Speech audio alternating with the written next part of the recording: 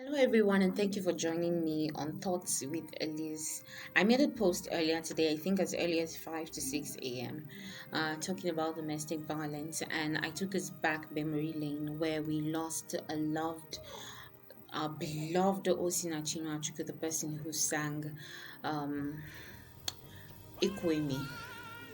Now, her death happened in April, and it came as a shock to a lot of us because she was loved by many, and we were saddened by the fact that she lived almost her whole life in marriage in an abusive way.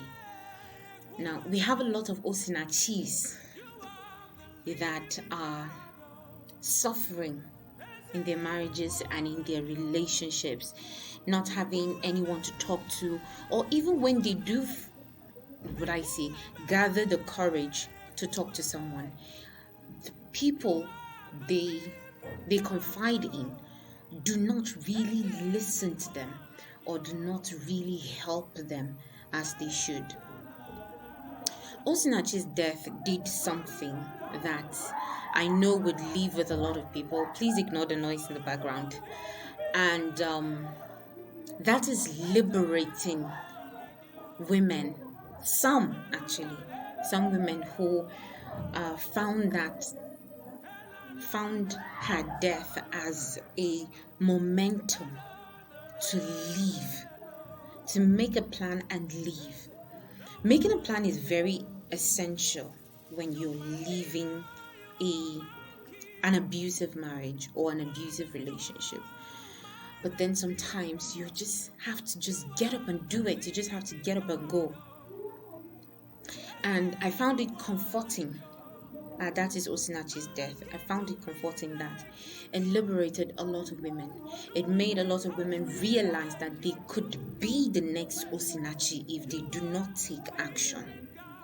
Now, the essence of this video is to talk to you and I that are not in that kind of situation, that are not in abusive marriages. How do we listen to people when they come to us? And now there is one thing for sure that I know. The victims of abuse do not randomly select those who they open up to. They carefully sort out those they come out to express what they are going through to.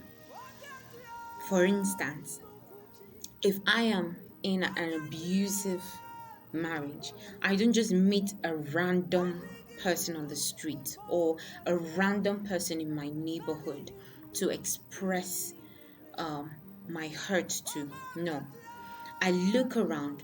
Those who show me love and care are the first people that will come to my mind when I'm thinking of sharing my plight, when I'm thinking of sharing my situation. So it is left for you and I to position ourselves to be the ones that victims of abuse can talk to. If you're unkind, if you are aggressive, if you're arrogant, if you are an abuser, you create an environment that is unconducive for a victim of abuse to express himself or herself. Now I say himself too, because we have men who are actually suffering in abusive marriages and relationships. Yes, we do. We do have violent women. But then you and I have our roles to play. And I just hope and I pray that you would be kind to someone. It starts from that. Hey, how are you doing? I hope you're doing okay today.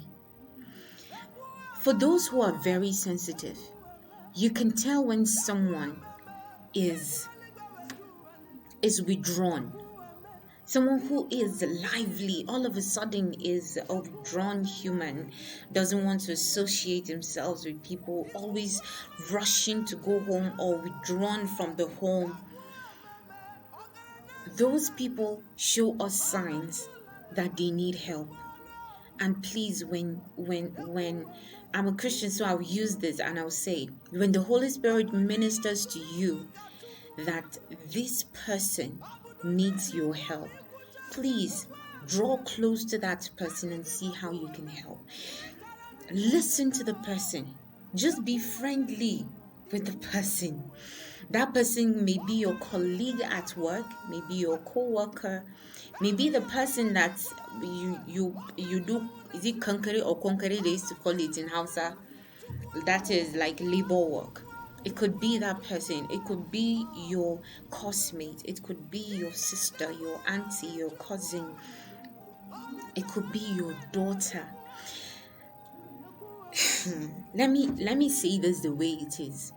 Dear parents, dear older parents, yes, not we the young ones, dear older parents, please, when your daughter comes to you and tells you that she's in an abusive marriage or in an abusive relationship, try and find out for yourself and try to help, and not to enable the abuser abuse your daughter the more. We've had a lot of parents in the past, and they are still doing it, where your daughter comes to you and tells you that she is in an abusive marriage, and the only thing you do is to tell her that you wouldn't want her to draw your family's name in the mud, and you send her back and tell her, go back to your husband's house. This is no longer your house. You are further putting that victim into a traumatic situation. Already, that victim is suffering from trauma from the abuser, and you are further whenever you send her away, you further put her in that situation. What are you looking for? You want a corpse to be brought back to you? Is that what you're looking for? Although we've had those kind of scenarios, we've had those situations, we've had those incidents where parents who continually push their daughters back end up burying their daughters. It is better to have your daughter at home well and fine than to have her in the grave and hurt. So I just hope that I've been able to speak to someone today. And if you like this video, please, I'd like to know, or if you have any comments, please let me know in the comment section, and I would deeply appreciate that. Thank you very much for listening this far. This video, I did not plan it to be this long. It's like 8 minutes long, but thank you very much for watching, and until I bring up another topic uh, that we'll get to talk about. Bye and have a wonderful, wonderful weekend.